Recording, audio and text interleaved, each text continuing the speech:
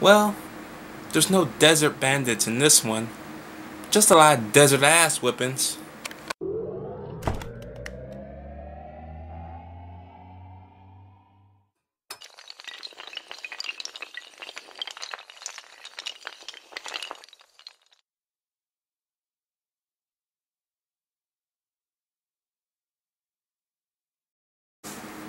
Resident Evil Extinction.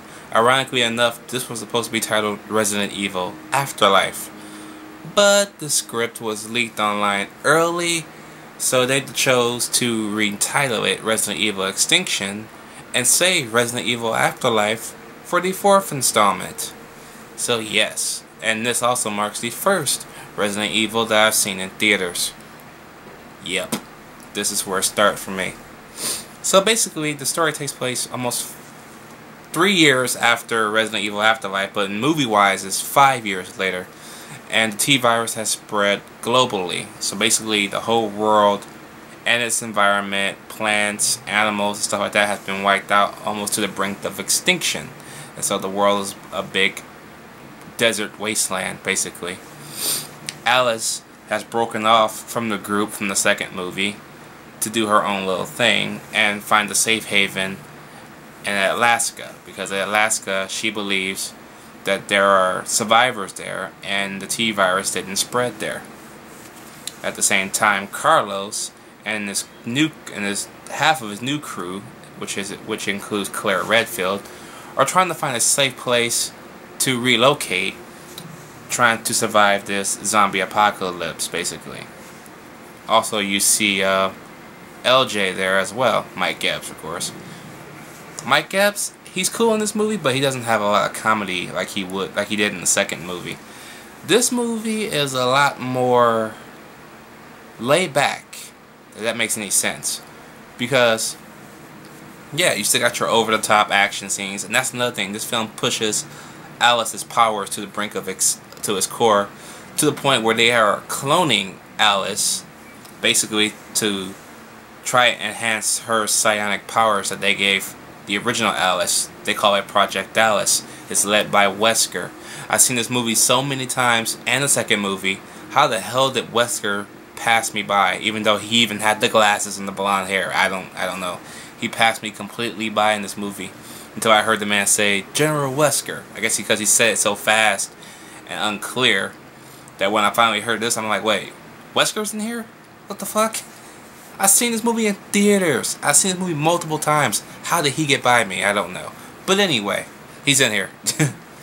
And yes, the reason why Jill is not in this movie is because Sienna Gilroy decided to go film Aragon instead. Yeah. Lost your mind?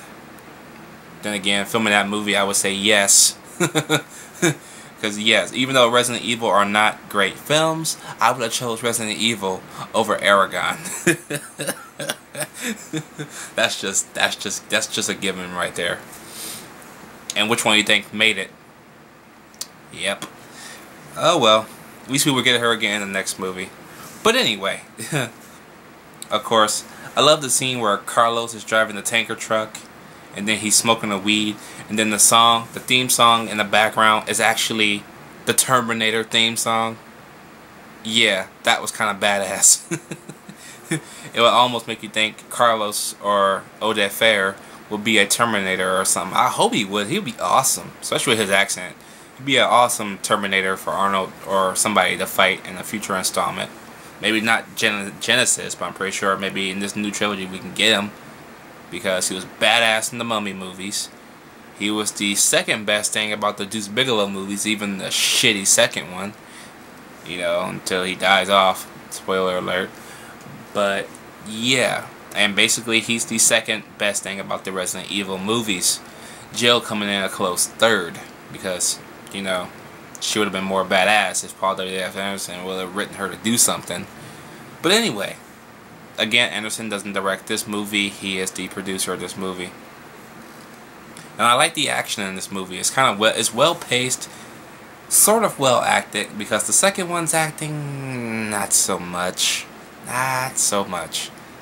And Kmart's hot. Yeah, I said it.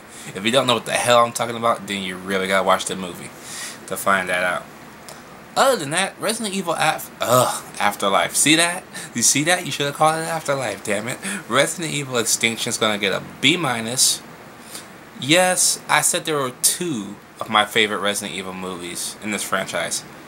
This is not one. Well, even though I like it, it's not my second favorite. And since I only have one more review to go, I guess you already know what my second favorite Resident Evil movie will be. Yep, it's that one. But thank God, it's not the one after that one. So let me know what you guys think about Extinction down below. Did you like it? Did you hate it? And I'll see you guys in Afterlife.